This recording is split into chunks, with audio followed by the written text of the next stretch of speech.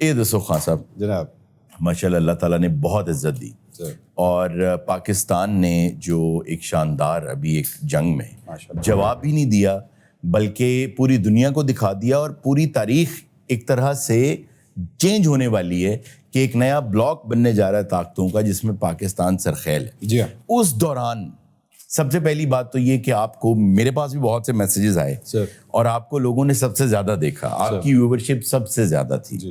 پہلے تو منوع دسو خان صاحب کہ آدھی رات کو جب جنگ لگی ہے انہیں فریش مایا لگی شلوار قمیض پا کے فریش منہ لے کے کس طرح تھی سٹارٹ فریش منہ ڈڈ یو نو کہ جنگ لگنے لگی فریج ہی رکھے بات یہ ہے کہ ذہنی طور پہ نا ایون میں آپ کو ابھی بھی بتاؤں کہ جنگ ختم ہو گئی ہے سارا کچھ ہے, آپ یقین کریں کہ میرا ذہن ابھی بھی نا الرٹ رہتا ہے. I have not been able to sleep properly ابھی بھی. اتنی دیر ہو چکی ہے اب اس بات کو, لیکن پتہ نہیں وہ اسکیجول سارا خراب ہو گیا تھا. میں اس سارے عرصے کے دوران 2 گھنٹے کے لیے سو گیا, 2.5 گھنٹے کے لیے سو گیا, 1.5 گھنٹے کے لیے سو گیا, اس طرح نیند پوری ہو رہی تھی. اچھا ٹی وی سے پہلے خبریں آپ کے پاس آ رہی تھیں؟ جی ہاں. ایک ہی کہانی. اچھا مطلب سورسز بتائیں جائیں آپ کو؟ نہیں سورسز نہ بتائیں لیکن مبہم طریقے سے سمجھائیں کہ ٹی وی والے یہ کہہ رہے تھے منظور کی کہہ رہا ہے. نہیں وہ یہ اللہ کا شکر ہے تھوڑا سا انٹرسٹ بھی تھا. ٹھیک ہے. سورسز پہلے سے بنے ہوئے تھے. اوکے.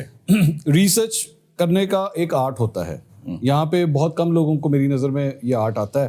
خاص طور پہ ہم سے جو سینئرز ہیں نا وہ آہستہ آہستہ ویسی چیز میں سے بہت دیر ہو چکی ہے ان کے لیے, ان کو ریسرچ اب اس طرح نہیں آتی, انہوں نے مس کر دی ہوئی. ڈیجیٹل ایج میں آ گئے ہیں نا. اب آپ نے بیٹھ کے ڈھونڈا ہے کہ جناب آپ نے نیٹ کے اوپر سے کس طرح خبریں نکالنی ہیں. جب یہ سب کچھ ہو رہا تھا ہم نے اس وقت میں نے میری ٹیم نے ہم 8 انڈین چینلز کو مانیٹر کر رہے تھے کہ وہ کیا حرکتیں کر رہے ہیں, وہ کیا کیا جھوٹ بول رہے ہیں. وہ ادھر جھوٹ بولتے تھے, ہم ادھر اس کو بے نقاب کرتے تھے ساتھ ہی, مطلب کوئی ٹائم ہی نہیں لگتا تھا. سو اس کا سہرا ٹیم کو بھی جاتا ہے. بالکل, میں اس کے بغیر تو کچھ بھی نہیں. میں ہمیشہ یہ کہتا ہوں آپ بھی اینکر ہیں میں بھی اینکر ہوں, کیمرہ مین کے بغیر, میک اپ آرٹسٹ کے بغیر, لائٹ مین کے بغیر, آڈیو انجینئر کے بغیر وی آر نتھنگ.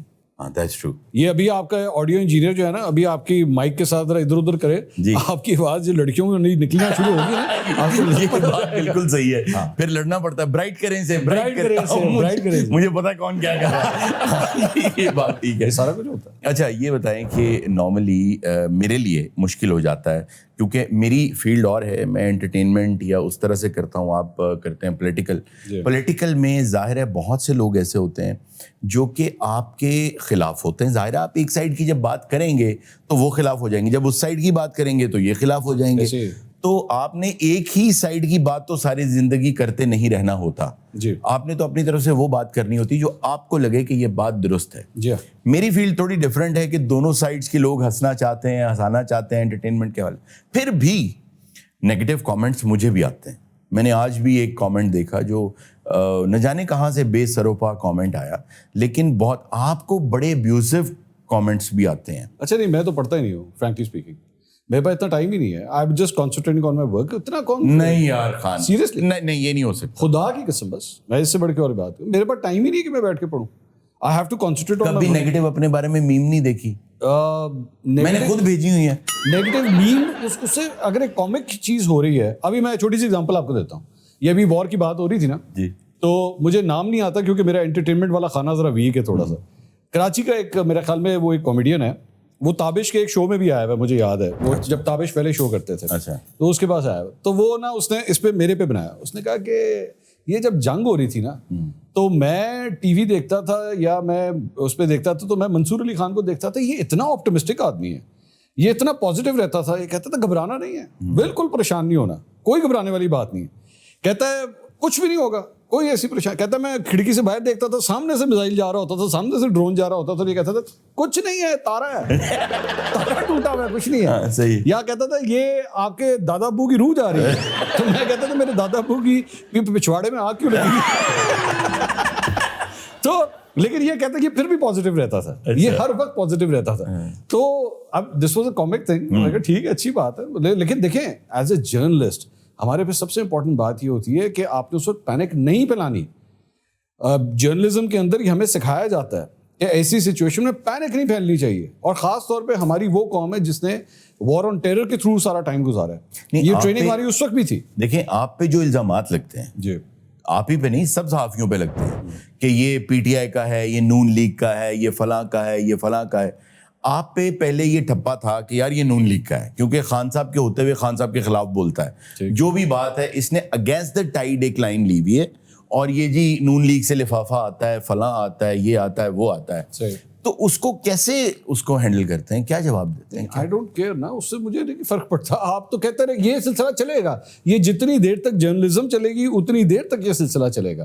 آپ اپنے کام سے پروف کریں. اچھا چلے میں پروف کر دیتا ہوں, مریم نواز کا انٹرویو ہے, شہباز شریف کا انٹرویو ہے, وہ کسی نون لیگ سپورٹر نے انٹرویو کیے ہیں, وہ کر سکتے ہیں اس طرح کے. چلیں مجھے اگر کوئی ہوگا نا, پھر اگر آپ میرے پہ اگر کوئی الزام لگتا ہے تو کوئی پرو پی ٹی آئی اینکر بھی ہوگا, دکھائیں ذرا اس کا. آج کل پتہ کیا کہا جا رہا ہے؟ ہاں کہ عسکری اینکر. کون؟ آپ کے بارے میں. کیونکہ جنگ ہوئی ہے. جی جنگ ہوئی ہے. تو میں کی کروں, میں کوئی توپ چلائی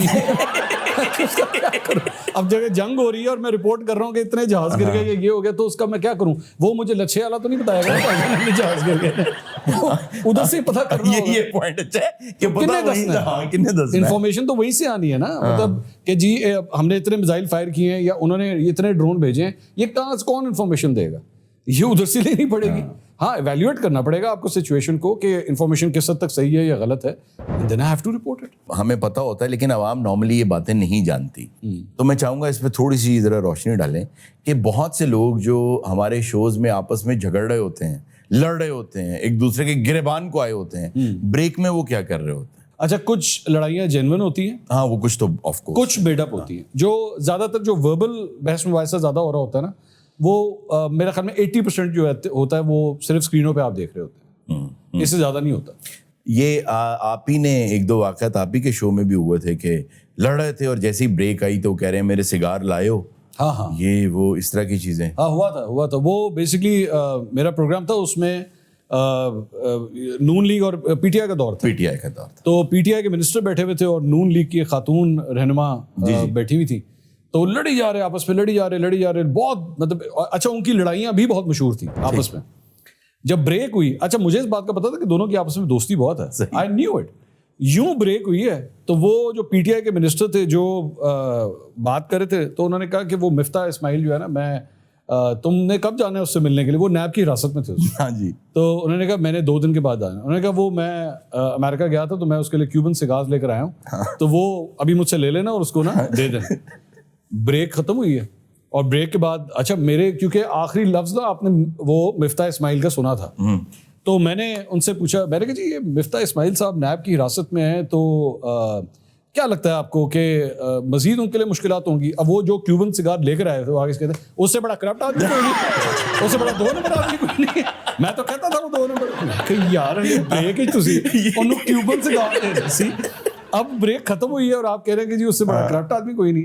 اب یہ, اور اچھا یہ اسلام آباد میں یقین کریں, اسلام آباد کے ریسٹورینٹس میں آپ چلے جائیں, میں کہتا ہوں آپ ایک ہفتہ نا شام کے وقت ریسٹورینٹس میں جا کے بیٹھیں, آپ کو ادھر نظر آ جائے گا کہ روز شام کو جو ہے کون سے سیاستدان آپس میں بیٹھ کے کھانے کھا رہے ہیں, آپس میں بیٹھ کے, اور ٹی وی چینل سے وہ کیا بات, سارا کچھ چل رہا ہوتا ہے.